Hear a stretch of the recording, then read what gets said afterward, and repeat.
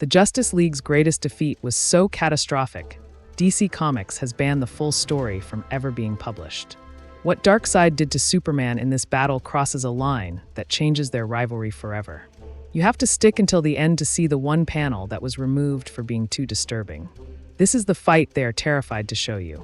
The movie begins not with victory, not with hope, but with a single decision that set fire to the last fragments of both. Superman, the man who once embodied restraint and vision, chose to gather the Justice League under his command and march them into the jaws of inevitability.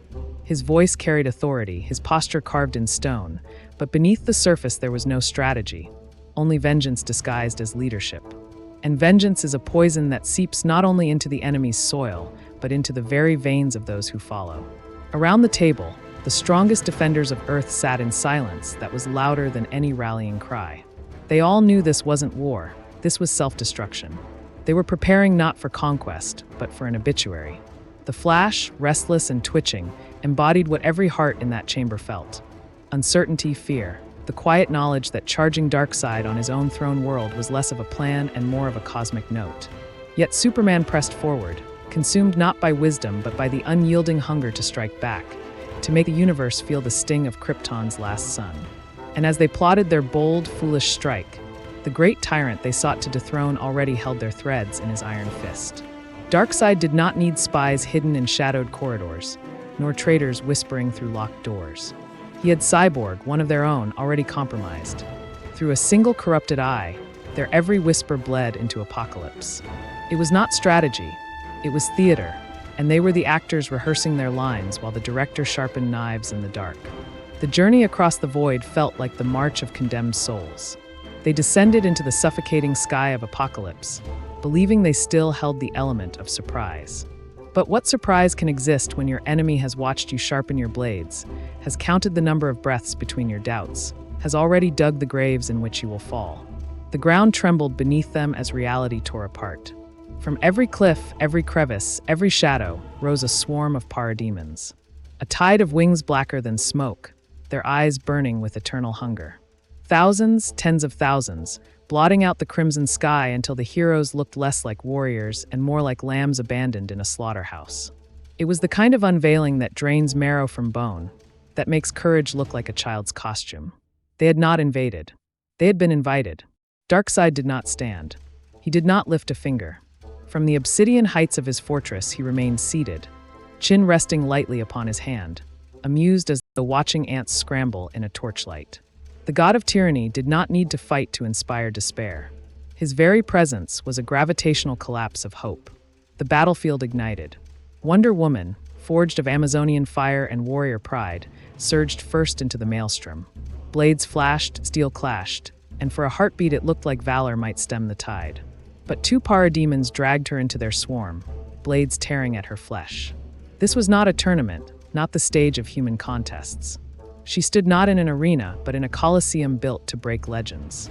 The WNBA might have heroes, but Apokolips is the NBA Finals where the only prize is annihilation. Superman himself, the beacon of indestructibility, was driven into the soil. A blow struck him like lightning incarnate, pinning him into the ground as if the very planet itself rejected him.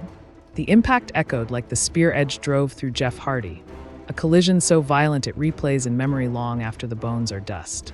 Even the mightiest symbols can be cracked open like porcelain. Batman, mortal among gods, fought with calculated defiance. Each strike was efficient, brutal, and meaningless.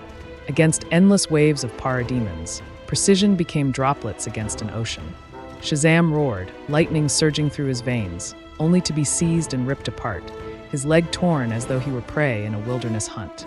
Green Lantern's emerald willpower flickered, his constructs shattered, and in a grotesque finale, the swarm devoured him alive. It was less a battle and more a feeding frenzy. Cyborg, desperate and broken, tore open a portal, trying to salvage at least one life from the abyss. Shazam was thrust through as though victory could be carved out of retreat. But in his attempt at salvation, Cyborg's smile faltered as the shadow behind him thickened. The list of the fallen grew like a dirge. Martian Manhunter burned, his alien cries scattering into silence.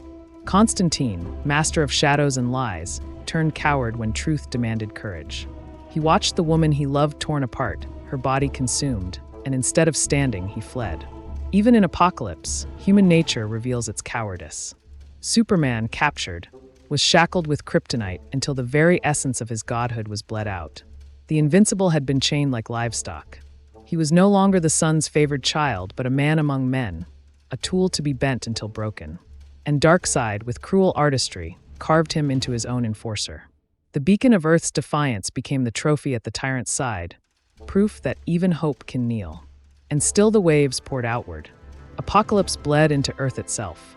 The Teen Titans, the next generation of defenders, stood unprepared for such horror. Starfire was torn in half, her fire extinguished in an instant.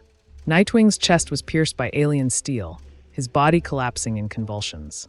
Robin, the son of Batman, was flung aside like refuse, as though to remind him that lineage does not equal immunity. Raven and Superboy fought with desperate rage, but rage is a matchstick in a hurricane. They too fell, consumed by claws and flame. What remained of their youth was burned into ashes.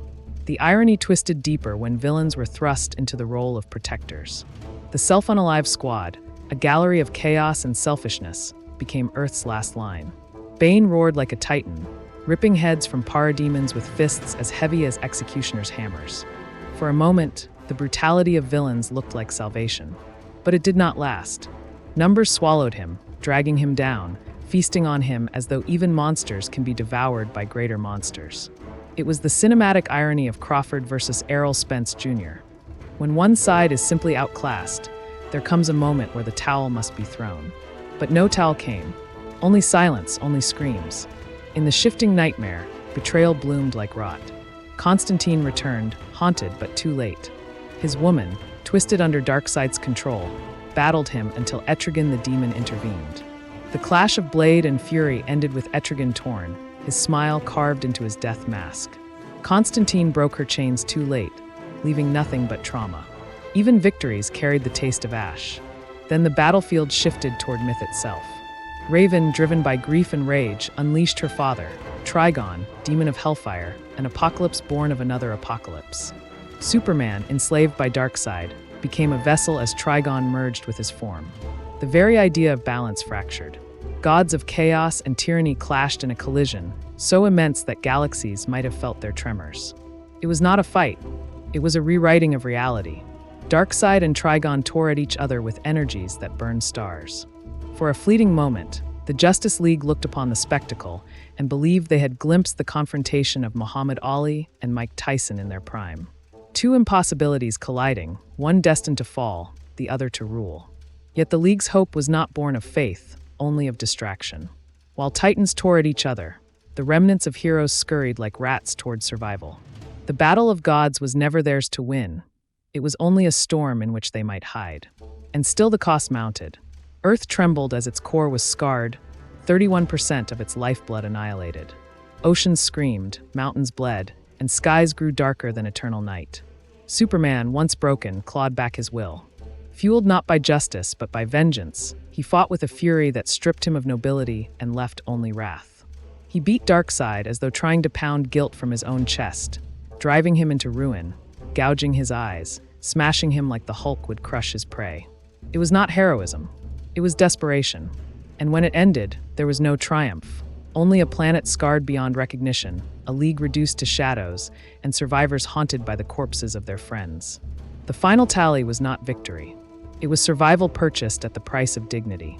Earth lived, but Earth was broken. Superman's dream of leadership had not carried them to salvation. It had dragged them through fire into a wasteland where even victory tasted like ash. Darkseid had not been erased, only delayed. His shadow lingered like a disease waiting to return. And so history recorded not a triumph of justice, but the anatomy of failure. A tale of gods who bled, heroes who faltered, villains who rose and fell, and one tyrant whose laughter echoed across the cosmos. The Justice League endured, yes, but what endured was not glory, not honor, not inspiration. What endured was trauma, scar, and the bitter knowledge that even legends can be crushed beneath the boots of inevitability. Do you think Darkseid's domination here is the darkest defeat in Justice League history? Or did DC go too far in breaking its own heroes? Could Superman's reckless vengeance ever be redeemed? Or was this the moment he proved he was as dangerous as any tyrant? Drop your thoughts below. and subscribe if you want more savage breakdowns of DC's most brutal moments.